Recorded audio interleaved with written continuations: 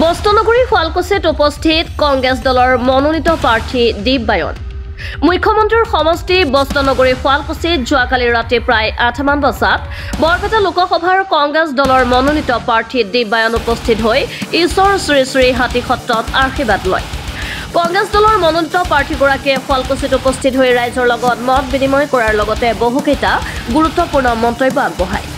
বৰপেটা লোকসভা সমষ্টিৰ 10টা সমষ্টি হাজো শুৱালকুছিৰ পৰা আৰম্ভ কৰি বঙাইগাঁও অভয়পুৰীলৈ ৰাইজৰ লগত থাকি ৰাইজৰ সকাহ হোৱাকৈ কাম কাজ কৰি যাম বুলি প্ৰতিশ্ৰুতি দিয়ে। আমাৰ এইবাৰ বুলি নহয়, আমাৰ উদ্দেশ্যই হ'ল অসমৰ ক্ষেত্ৰত কৈছোঁ, মই এজন অসমীয়া ল'ৰা, মই বৰপেটাৰ সন্তান, বৰপেটা লোকসভা সমষ্টিৰ সন্তান আৰু কংগ্ৰেছ দল গোপীনাথ বৰদলৈৰ দিনৰ পৰা তৰুণ গগৈৰ দিনলৈকে অসম আৰু অসমীয়াত্বক লৈ পেলাই চিন্তা চৰ্চা কৰা দল আৰু আমিবিলাকেও নতুন প্ৰজন্মৰো সকলোৱে আমি দায়বদ্ধ অসমবাসীৰ প্ৰতি, বৰপেটা লোকসভা সমষ্টিৰ প্ৰত্যেকটো সমষ্টিৰ ভোটাৰবাসীৰ প্ৰতি আমি দায়বদ্ধ। সমস্যা বহুত আছে, বহুত সমস্যাৰে জৰ্জৰিত হৈ আছে অসমখন। এফালে টিভিৰ পৰ্দাত এখন বেলেগ অসম আমি দেখি আছোঁ আৰু সঁচা অৰ্থত এখন বেলেগ এখন দুনিয়াত আমাৰ অসম দেশখন আছে, বৰপেটা লোকসভা সমষ্টি আছে। গতিকে এই সমস্যাবহুল বৰপেটা সমষ্টিত কংগ্ৰেছ দলে মোক প্ৰক্ষেপ কৰিছে। এই সমস্যাবিলাক ৰাইজৰ লগত থাকি কেনেধৰণে আমি ৰাইজক সকাহ দিব পাৰোঁ সেই কথা চিন্তা চৰ্চা কৰি আমি আগবঢ়াৰ কাৰণে প্ৰতিশ্ৰুতিবদ্ধ হৈছোঁ আৰু আমি অনাগত দিনত আপোনালোকেও আমাক বাট দেখুৱাব। কাৰণ গণতান্ত্ৰিক ব্যৱস্থাত সৰ্বতোপকাৰী ৰাইজ হ'ল এই গণতান্ত্ৰিক ব্যৱস্থাত সঁচা অৰ্থত ৰজা। আমি ৰাইজেহে দিক নিৰ্ণয় কৰে। আমি কিছুমানে কি কৰোঁ, ৰাইজে ভোট দিয়ে, ভোট দিয়াৰ পিছত আমি ক্ষমতালৈ আহোঁ, ক্ষমতালৈ অহাৰ পিছত আমি কিন্তু ৰাইজক পাহৰি যাওঁ। কিন্তু 5 বছৰৰ পিছত সেই ক্ষমতাটো ৰাইজৰ হাতত থাকে। এই 5 বছৰ যে আমাৰ বহু সাংসদ আমি দেখোঁ যে ভোটৰ যুদ্ধৰ সময়ত আহে, পিছত কিন্তু ভোট যুদ্ধত জয় হৈ যোৱাৰ পিছত ৰাইজক পাহৰি যায়।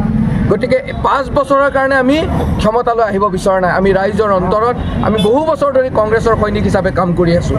গতিকে অহা দিনতো আমি দায়বদ্ধ অসমবাসীৰ প্ৰতি। মই এজন অসমীয়া ল'ৰা, আকৌ কৈছোঁ, শুৱালকুছিতে আপোনালোকৰ শুৱালকুছিটো বহু ধৰণৰ, আমি শুৱালকুছি কি বুলি পঢ়িছিলোঁ সৰুতে, বস্ত্ৰ নগৰী, বস্ত্ৰ উদ্যোগ। ইয়াতে এই উদ্যোগটো অসমতে নহয়, ভাৰতবৰ্ষতে নহয়, আমি গৌৰৱ অনুভৱ কৰিছিলোঁ অসমৰ মানুহে একেবাৰে পৃথিৱীৰ বুকুত শুৱালকুছিলৈ। কিন্তু আজি আপোনালোকবিলাক সকলো ইয়াত প্ৰত্যেকটো ধৰণৰ ব্যৱসায় আপোনালোকে গম পাই আছে ইয়াত কেনেকুৱা ধৰণৰ ব্যৱস্থা হৈছে। গতিকে এই কথাবিলাকো আছে। সেইকাৰণে আমি আহ্বান কৰিছোঁ প্ৰত্যেকজন অসমবাসীক, বৰপেটা লোকসভা সমষ্টিৰ ভিতৰত প্ৰত্যেকজন ভোটাৰবাসীক যে আহক, এইবাৰ আমি এটা সিদ্ধান্ত লওঁ, যুৱ প্ৰজন্মৰ প্ৰতিনিধিক দেশৰ প্ৰতিনিধিত্ব কৰিবলৈ সংসদলৈ পঠাওঁ। আৰু এটা আপোনালোকক মই অনুৰোধ কৰিছোঁ অসমৰ ৰাইজক, আমাৰ বিৰুদ্ধে যিজন প্ৰাৰ্থী অসম গণ পৰিষদ দলে দিছে বা অসম গণ পৰিষদ দল জন্ম হৈছিল কি ধৰণে? অসম গণ পৰিষদ দল জন্ম হৈছিল এসময়ত অসম আন্দোলনৰ জৰিয়তে, আৰু সেই অসম আন্দোলনত 855 জন শ্বহীদ হৈছিলে। এই বৰপেটা লোকসভা সমষ্টিটোৰ ভিতৰত ভবানীপুৰ পৰে।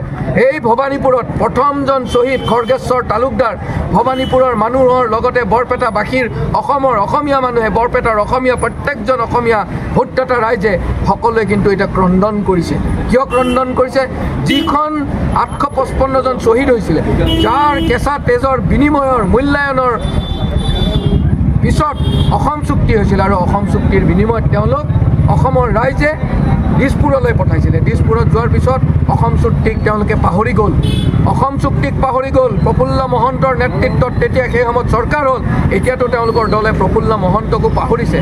এতিয়া অসমৰ ৰাইজে প্ৰশ্ন কৰিব লাগে, বৰপেটাৰ লোকসভা সমষ্টিৰ ৰাইজে প্ৰশ্ন কৰিব লাগে, এই যে অসম আৰু অসম আমাৰ মিলন তীৰ্থভূমি, শংকৰ মাধৱৰ দেশ, বিষ্ণু জ্যোতিৰ দেশ, শংকৰ আজানৰ দেশ, যি অনৈক্যৰ মাজত ঐক্য বিৰাজ কৰা এই দেশখন এওঁলোকে থান বান কৰি দিব খুজিছে। কেনেধৰণে?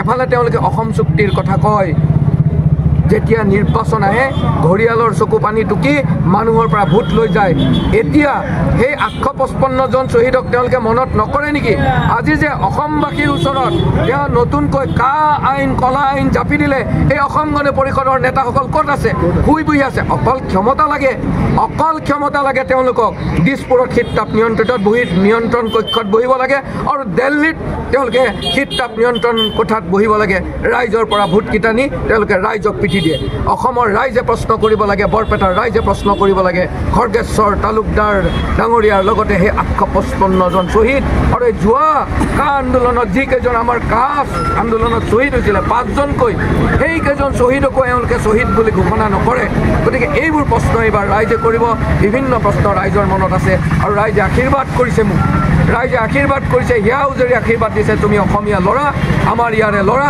আগবাঢ়ি যোৱা আৰু এই ঘৰিয়ালৰ চকু পানী টুকা এই শক্তিটোক তোমাক আমি আশীৰ্বাদ কৰিছোঁ পৰাভূত কৰি আগুৱাই যোৱা